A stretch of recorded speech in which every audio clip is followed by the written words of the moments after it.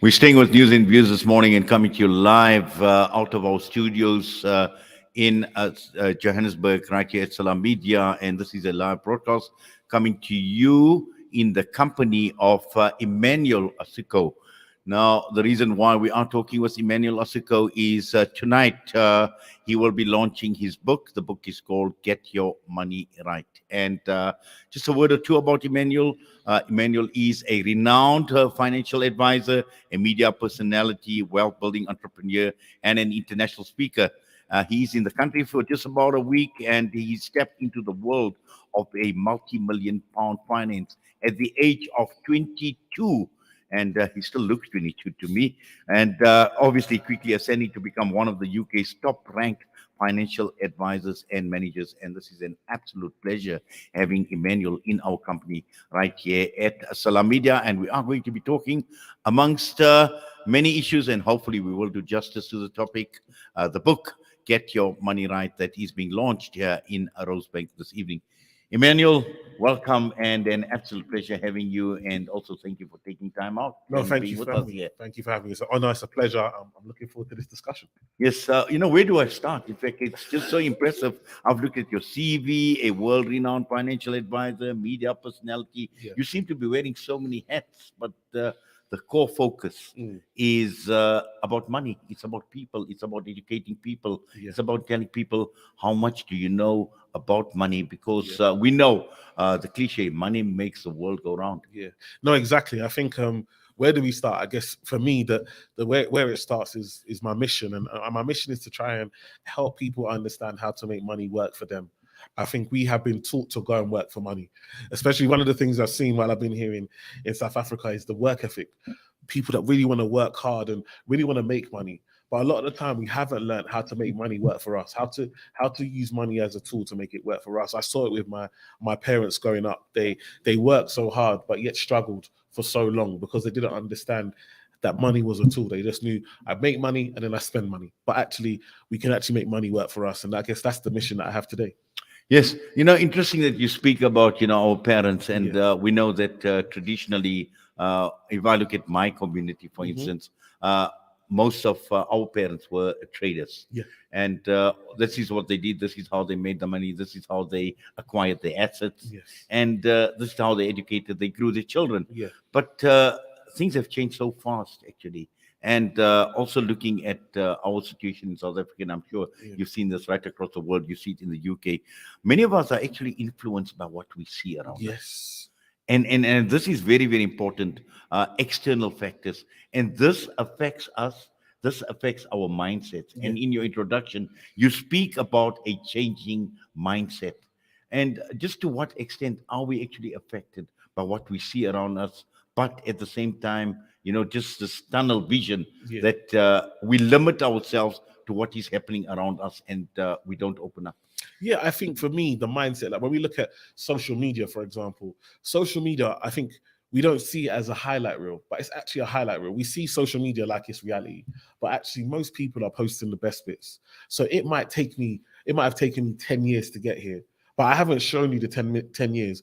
I've shown you the last few months where I've been successful. And so you think that you can do the same thing that I've done in a few months, but actually it's taken me years. And so what happens is we then become envious. So with social media, before you might compare yourself to your neighbors. In the UK, we have a saying called keeping up with the Joneses, where you look at your neighbors and say, oh, they've got a new car, I want to get a new car. Now you're keeping up with the whole world. You are comparing yourself to people all around the world, and you are putting yourselves in their shoes, and they're not understanding what they've been through, how they've got to where they've got to, if they really even got it. One of the big things I see on social media is people standing with keys next to a house. Just because I have keys next to a house doesn't mean I own the house in the picture. Just because I stand next to a car doesn't mean I own that car, And just because I go to expensive restaurants doesn't mean I even have any money.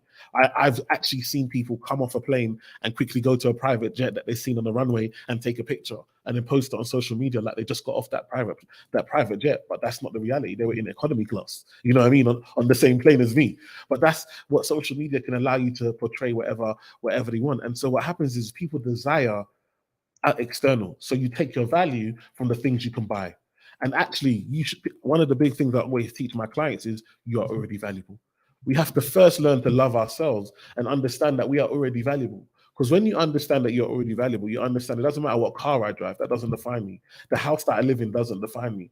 And so when you look at life from that point, you see life completely different. Consumerism and capitalism desires us and needs us to think that we are not good enough without spending money. And so because of that, we spend and it never stops. I'm quite glad you mentioned capitalism and consumerism because, to a large extent, these are drivers that shape people's mindsets, Yeah, that shape their thinking. exactly. Because this is what capitalism wants you to do. This is what Exactly. consumerism wants you to do: is to spend and to acquire. But at the end of the day, the key issue here is, how do you take care of your money? How do you Yes. look after your money? How much do you understand these systems? What is consumerism? Yeah. What is capitalism? The financial system, how does it operate? The Yeah. banking system, money systems, all of this. If we lack that understanding, we're definitely not in the right space to make the right decisions. No, exactly. And so, like in the UK, for example, I go to church, and I have people in church who will, they know I work in a bank. They're not asking me how they can invest. They're asking me, can I help them get a loan? Why do they want a loan? So they can go and buy nice clothes or buy a car. And so actually they're borrowing money at an interest rate, and that money is going to go. Well, the things they're buying are going down in value. And if you understand money, you understand that that's not how money works. That's not a very good way to use money. Because, for example, you buy a car, let's say you get a loan of £10,000 for a car, for example, and then you've got interest on top. So it's actually costing you, let's say, 15,000. But that car that you bought for 10,000, by the time you drive it home, it's now worth 8,000. By the end of the year, it's now worth 6,000. But you're still going to pay 15,000. And so actually what happens is we are taking other people's money to buy things that are going down in value. But when we start to understand about capital appreciation, about leverage, about actually using money to buy assets that can build and grow and actually become an asset. So that same car now, if I use that car and I rent that car out, now it becomes an asset. So even though the value goes down, it's now creating me an income stream that can pay back the loan and even make me money. And this is what I want to try and teach people: is it's not necessarily the thing itself, it's how you use it. How you use it is the difference between whether it's an asset or it's a liability. Yes. Emmanuel, I just want to spend a few minutes talking about the banking system. And Yes. because you come from that banking environment, and this is Yes. very, very important. Often we hear the cliche, becoming a slave of the bank Yes. for the very reasons that you speak about, Yeah. whether you want to buy a house on bond or you want to buy a vehicle, Yeah. and you become a slave of the bank. And just to get an understanding in terms of how the banking system actually operates, and how gullible consumers are, Yeah. falling for what the banking system is promoting. Yeah, I think the big thing about the banking system, what we have to understand is that the way banks make money is that they take money, they give you savings, they offer you savings at a certain rate, but they borrow money out at a higher rate. And that bit in between is how they make profit. But then also what they do is that money that you keep and leave in the bank. I always tell people banks don't use current accounts or savings accounts. Banks don't keep their money in a current account or savings account. Banks invest your money on. And so what they're doing is a lot. When you see these big bank buildings, most of those buildings have floors of people who are using the money that you leave in the bank to invest it. So if the bank is not using a current account, if the bank is not using a savings account, why do you keep your money in this? Do you understand what I'm trying to say? I'm getting And, there. I'm and so when you start to really think, if this is what the banks are doing, if the banks are using my money to invest, why am I not using my money to invest for me? exactly. And so that's what we have to understand is that the banks don't leave your money in a savings account. The banks don't have, there's not a current account. I'm here, Mr. Bank, here's my current account. It doesn't work like that. What they do is they use your money and they invest it on the money markets, they invest it in FX, they invest it in commodities, and they make money off your money every single day that you leave it there. So you have to start to say, well, I work hard for this money. How do I start to invest that money and make it work for me? Yes. And when we're talking about money, we're talking about a piece of paper. Exactly. And you touch on this in your book. Yeah. And you speak about the value of money. And there are, sometimes we have this notion about this value Yes. in this piece of paper. Yeah. That's called money. Yeah. And perhaps just for the benefit of our listeners, our viewers, just to understand this piece of paper. I mean, is there really any value in this piece of paper? The majority, the answer is no. The answer is there's not really any value in it. When you think about how much countries tend to owe, how much they borrow in order to put back into society and so forth. A country like the UK, for example, it owes so much. But where they win is that they owe money in their own currency. So where we've seen a lot of struggles in Africa is that a lot of African countries owe money, but they owe money in currencies that are not the same as that they own. So that therefore they can't manipulate it. So the UK can own money, but it owes money in pounds. So it can the Bank of England can continue to stretch that money and continue to say, oh, we owe more, and it just builds up and builds up. What we see is really like confidence. The great example recently is cryptocurrency. So we've seen, for example, Bitcoin. The value of Bitcoin we saw going up and up and up. What was it really that valuable? It was confidence. It is the exact same thing when we talk about pounds or dollars. It's all based on confidence. If businesses and companies and governments are confident, have confidence in a currency, that keeps that currency going up. There's no gold behind it anymore. There's no diamonds. There's no physical asset that like there used to be back in the day. There's no actual physical asset. So it's all based on confidence. And so what happens is in certain economies like the US and the UK, their currency can stay high because people are confident in that currency. But the reality is, if everybody that was owed money in that, they couldn't pay it. If we all took our money out all from the banking system all at the same time, there would not be the money to give to you because the money doesn't exist. And so when you understand it from that way, that's why I always tell people, if you are trying to build like how they build, which means is using other people's money to grow and build. Don't take loans from the bank to buy things that go down in value. If you're going to take a loan from a bank, put into a business, put into an asset, start to put into things that can generate you income and give you the life that you want. Too many times I meet people and their job takes over their whole life. You have one income stream and all you do is work and go to sleep. That's not living. Exactly. And I think which brings us to, the gold standard. Yes. And we know in the past, whatever whatever a country owned was backed up. Yes. It was backed up by something tangible, Exactly. something that had value. And perhaps we could just touch a bit on the gold standard. And would bringing back the gold standard solve some of the problems that we are seeing at this point in time? Wonderful. It's a great question. So the gold standard, just for people are clear, is basically what used to happen is that for a bank to loan out money, they used to have gold or a physical asset in the bank's ownership in order for them to be able to borrow out. What then happened is that more people needed money, so that they ran out. They didn't have enough gold, so they started to use equivalents of it. So they started to go bit by bit, and then that's how they moved to fiat, where now it's just a number and we're making it all up. But the reason why in Africa gold standard could work, because we actually have gold and we have diamonds and we have cobalt and these types of things that the world need, actual tangible assets. A lot of these other countries don't have it. The UK doesn't have no more gold. America are struggling when it comes to these types of things. So it's not in their interest or their favor to move back to this type of standard. And so I think we're going to struggle to get that to come back in. But what we must do, what we're hoping is that, actually central banks start to become more accountable for the amount of debt that they're borrowing and actually how they're going to pay it back, because this debt continues to generate. And who suffers the most? It's the poorest in society. Yes. Now, Emmanuel, in the absence of a gold standard, and we know at this point in time, we look at certain dominant currencies, Yes. particularly the US dollar, the greenback.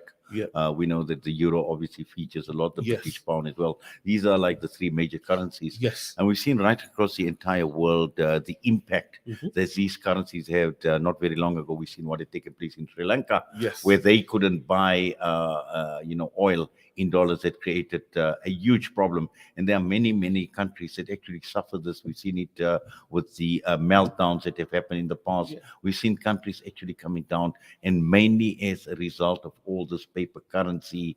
You got to buy in a certain currency. We've seen governments come down. We've seen world leaders removed who wanted to actually move away from the dollar. We've seen what had happened in Iraq. Yeah. We've seen what had actually happened in Libya. Exactly. And all of that, when one looks at the manipulation that actually takes place over a period of time, and how this has actually shaped not only money matters or countries' economies, but even the geopolitics, all of this. And this is the reason why the world is in such a mess and in a chaotic situation. Exactly. And so one of the things I always speak to people about is we are so comfortable. When it came to the euro, very happy to have the euro. Europe to have one currency, and people within Europe to have their one currency. But try and do that in Africa. Try and have an African Well, currency. Gaddafi tried He it. tried it, and what happened to him? Mm. So it just goes to show you that as much as they will tell us that we are free and slavery's gone, it's just a different type of control now. They might let you might be able to walk free and walk around and feel free, but you are still being controlled, because if I control the currency, and I control business. If I control business, I control employment. If I control employment, I control the people. And so what happens is that when we now look at it, and it would be better for Africa to have a single currency, but they won't let it happen. But they let it happen in Europe, and nobody complained. And so these are the types of things where if we start to actually, and this is why for me coming here to South Africa is so important to me.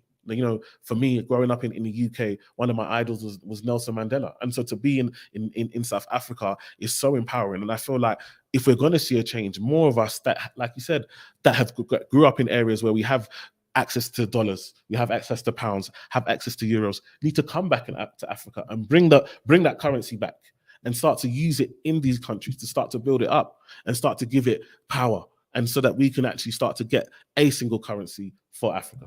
Yes. Now, Emmanuel, let's just get to your book now. Obviously, get your money right. Yeah. Understand your money. Make it work for you. I'm just looking at the cover of this book. Yeah. And, this says just so much. And let's just talk about it, because I think this is what many of us are looking at.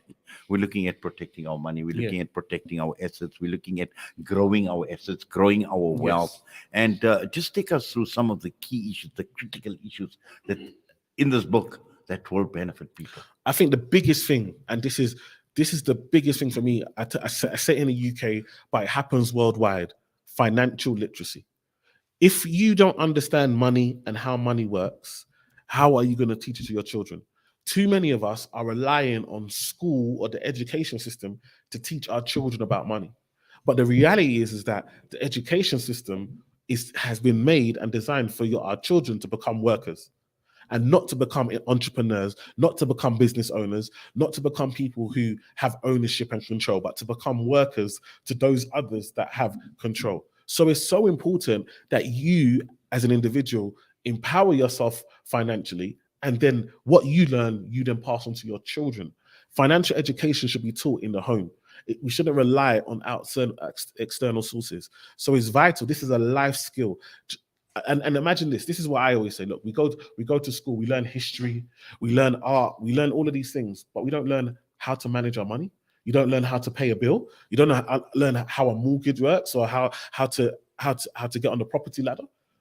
Yet these are things that you're gonna do once you leave. And so this is a life skill that needs to be taught. And so this is why I'm so passionate about teaching people about finance and money, because you need to empower yourself and then empower your children and so forth. Yes, but also the point that I made right at the beginning is sometimes our mindsets are shaped by what we see around us, major developments around the world.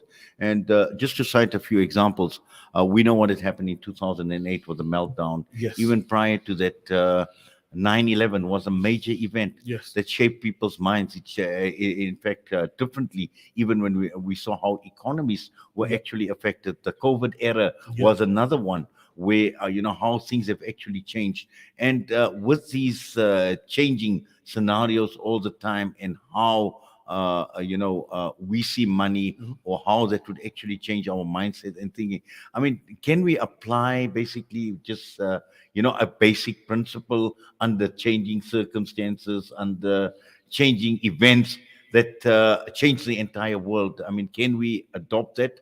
Or do we need to be, evolve all the time and keep up with some of these developments and changes? What you just said, those three instances, every time that happened. So you mentioned the crash in 2008, you mentioned 9/11, you mentioned COVID. All three times, guess what? Rich people got richer and poor people got poorer. Every time there's something happen economically in the world, that there is an opportunity for people to make money, and other people who don't have money to lose money. And so what we are seeing is a gap between those that have ownership and those that don't. And so what's happening now is that because people don't have ownership, when things like this happen, you don't own anything, costs go up. You just have to pay. You just have to find more money. But those that have ownership are able to leverage that ownership, able to take money out and invest in other things, able to move forward. So what I'm saying is that, for example, let's give COVID. All of a sudden, lockdown, everybody was at home. You couldn't go outside. What happened? Because you couldn't go outside, people started to offer online businesses. All of a sudden, companies started to say you can work from home. This became an opportunity for, now that we are all now online, this became an opportunity for people to say, I can now create an online business. I don't need to have a shop. I don't need to have the cost of a shop. All I need to do is have internet and have a laptop or a computer and offer a service, and I can reach people throughout the world for my service. This is why, for me, it is about us. The best investment you can make is in yourself. I tell people all the time, how are you investing in yourself? You go to work, you make money. How much of that money do you use back on you for courses, for education? Do you have mentorship? People use social media, but are you on Instagram or are you on LinkedIn? I tend to find that more of my business deals come from LinkedIn, and I make more money through LinkedIn than I did making money through Instagram or TikTok, where it's more social and fun. So it's about actually using the right platforms and having the knowledge. Now, people say, I don't understand how these things work. But you are on YouTube, and what are you consuming? A lot of the time I speak to people, I want to change my life, I want to change my life. But are we being intentional? The information is out there. Are you searching for it? Or are you just accepting your situation and just following what everybody else is doing? Exactly. What about, looking at it on an individual level? Yes. I mean, you could have someone who's got a 9-to-5 job. Yes. And he is comfortable. He's Yes. got a steady job. He's been there for a number of years. Yeah. He's happy. Of course. I've been earning my salary. At the end of the month, I've worked. I've got my salary. Yeah. I'm happy about it. And then you've got somebody else who's possibly an entrepreneur or somebody who's got in a business. And obviously, that would vary depending on the circumstances. And you could possibly have a scenario where, his income stream may not be as steady as well. I mean, what sort of thinking should these type of people adopt? Yeah, the biggest lie that they tell us is that because you are employed, you are comfortable. It's a lie, because we saw it in the pandemic. When everybody went into the pandemic, people that were employed in the UK, they put them on what we call furlough, where basically put on furlough. But a lot of people been made redundant. Even now, loads of people have lost their job, and people have been there for years. And what does your work say? Thank you for the service. It's not personal. It's a business decision. It's not personal. And so what's happening is loads of people have had to go and find other income. It is a lie, because at the end of the day, you are important to your job, to your work or your employer, as long as your employer is making money. The second things get tight, what do? We need to cut the workforce. They don't care if you've got a family. They don't care how you're going to pay your bills. They care how they keep this company running. And so for me, this is why it's so important that, yes, have a job, but make sure you are creating income streams for yourself, so that if you lose that job, that you can still survive. Do you know what I mean? You can still support your family.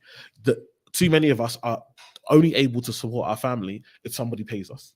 And if somebody decides not to pay us anymore, we can no longer support our family. So it's a lie for you to think.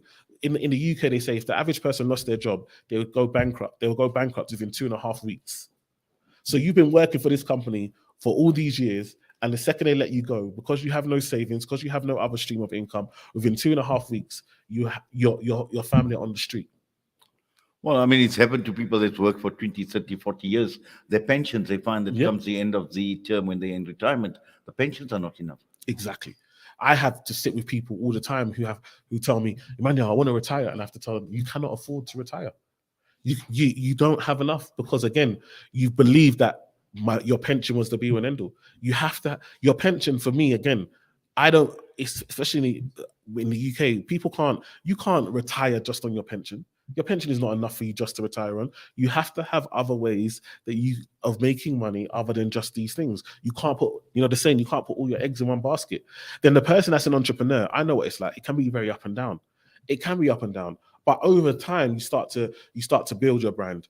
For me, the person that's an entrepreneur needs to be investing in their business to grow their income stream, build up, so that they can build an income stream that can last. So yes, it might be up and down very much in the beginning, but over time, you're building yourself. Now, sometimes there's a bit where you do a bit of both.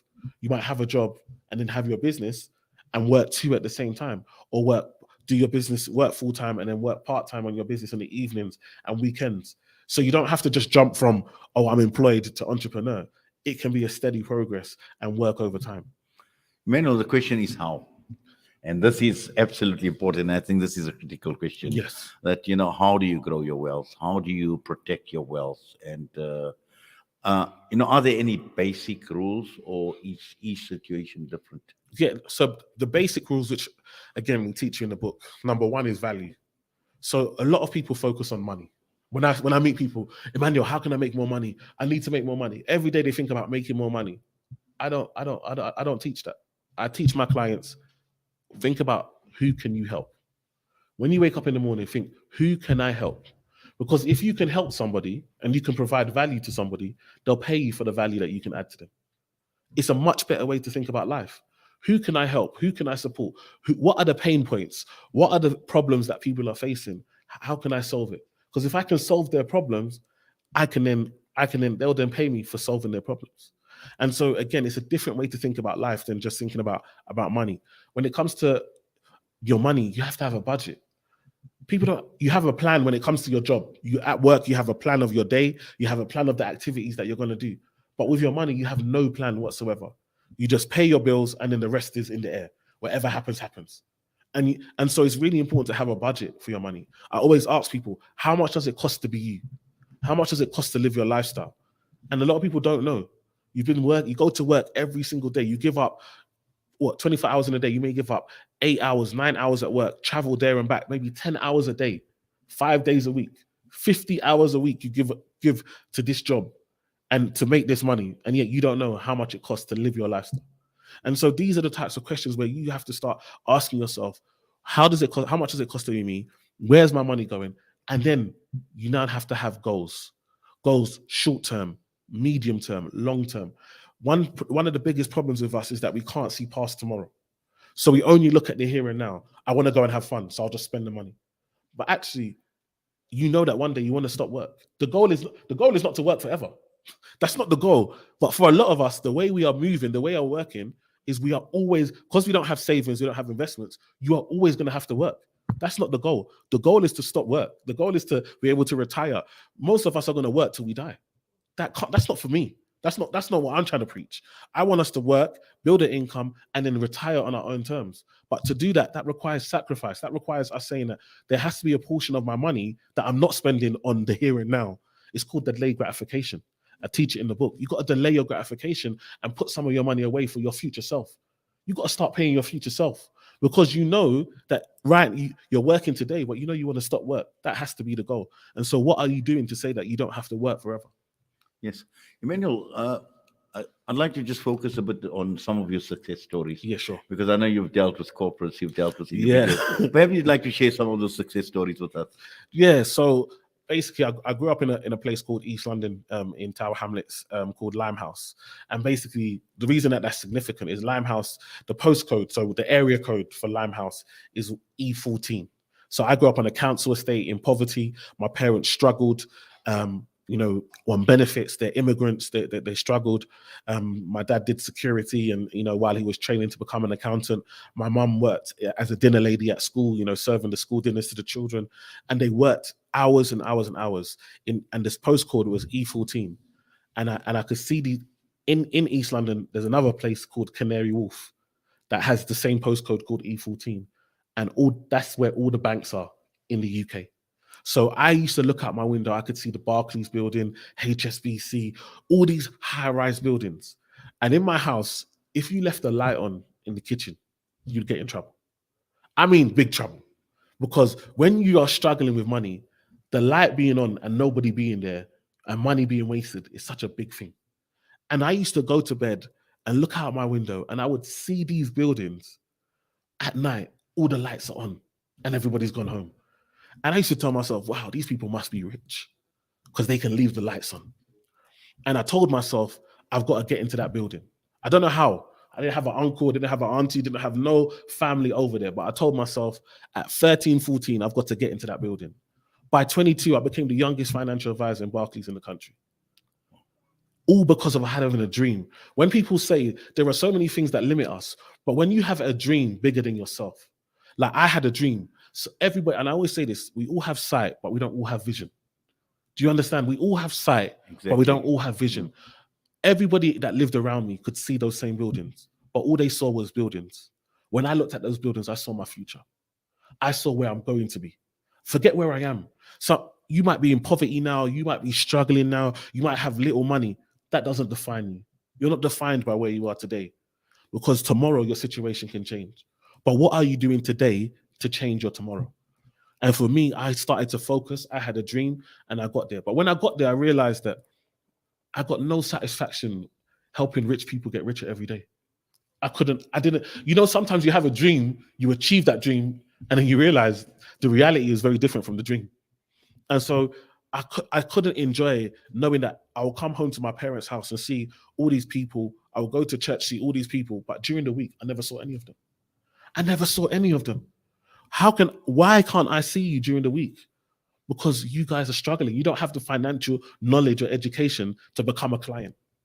And I said, well, if you can't become a client, I'm going to leave here and I'm going to become your advisor. And they laughed at me. They said to me, Emmanuel, you want to give financial advice to poor people? They laughed. Remember, I had a vision. So I decided to go on social media and teach people about finance and money. And what happened is that people started to enjoy it. And then TV channels started to see what I was doing. And then they started to invite me onto shows. And now the same people that used to laugh at me for going to give financial advice to poor people tell everybody how we used to work together. Tell everybody how they know me. And so actually, the funny thing is that it's okay if people don't understand your vision, because it's your vision. It's not their vision. They'll catch up later. And so now I spend my days teaching people about finance. I go on television. Anything happens in the UK about finance, they'll call me, Emmanuel, can you come on the TV and explain it to the country? Me, that poor boy from East London, from immigrant parents, now teaches the country about finance and money. So don't ever limit yourself on where you are today, or your background, or your education. The only limits are the ones that you put on yourself. The sky's the limit. And so that's my story. Well, the sky's the limit, and I'm sure this is a story you're going to be telling to South Africans. This is a story you're going to tell tonight. Yes. Because your book is being launched, and it's going to be at Exclusive Books out at the Rosebank Mall, and it's from 8 to 8:30. So I'm sure that we wish you well with the launch of the book as well. But just looking at your message, your parting message, and final thoughts, Emmanuel, before we take leave of you. Yeah, I think, thank you for having me. It's an honor to be here. It's an honor to be here on this channel. I think it's so important that we support platforms and channels like this. I think sometimes we look at media and social media, and the media, we know that because they have money, they have reach and they're able to reach people. But it's so important for us to understand that independent media is vital to us hearing the truth and also being exposed to things that can actually help us. So one thing I'd like to encourage people is to support, donate, support to channels like this that are here to help you and support you and give you the right media, as opposed to the biased media that's outside. And, I always leave and telling people, you work hard for your money, make your money work for you. Don't just allow it to slip through your hands. Don't live life paycheck to paycheck. Don't have to work until you die. Think about what can you do to live life on your own terms. Well, Emmanuel, I must say it's been an absolute pleasure. In fact, I'm actually honored, and I'm glad, we've had this discussion. I don't like calling it an interview. It's a conversation with yourself regarding a book, and there's just so much value that you've added to my life, I would say personally, and also everybody else that is watching and listening to us as well. There's just so much food for thought in what you're saying. And for that, we appreciate it. We thank you for your time, and all the best with the book. We hope it sells like hotcakes. And yes, for the launch as well. We wish you well this evening. Thank you very much. Thank you. Thank you. Thank you. Thank you. Emmanuel Asuquo with us this morning, right here live at the studios of Salam Media. And I must say, it's been an education on its own just this last 20-odd minutes. And his book, once again, is called Get Your Money Right. Just before we take leave, the availability of the book. I know Exclusive Books is launching it. Yes, Exclusive Books, Rosebank. It's there at the moment, but you can go to Exclusive Books and order it. So if you speak to Exclusive Books, just ask for Get Your Money Right, Emmanuel Asuquo. They'll be able to order it as well. Perfect. Thank you very much for that. And yes, with that, it brings us to the end of this morning's broadcast. And once again, it's been an absolute pleasure being in the company of our listeners, our viewers on the various platforms, Salam Media. It is the day of Friday. Have yourself a blessed, a wonderful Friday ahead as well. Great weekend, and please stay warm. Please keep safe. So from myself and the team here at Salam Media, Assalamu alaikum wa rahmatullahi wa barakatuh.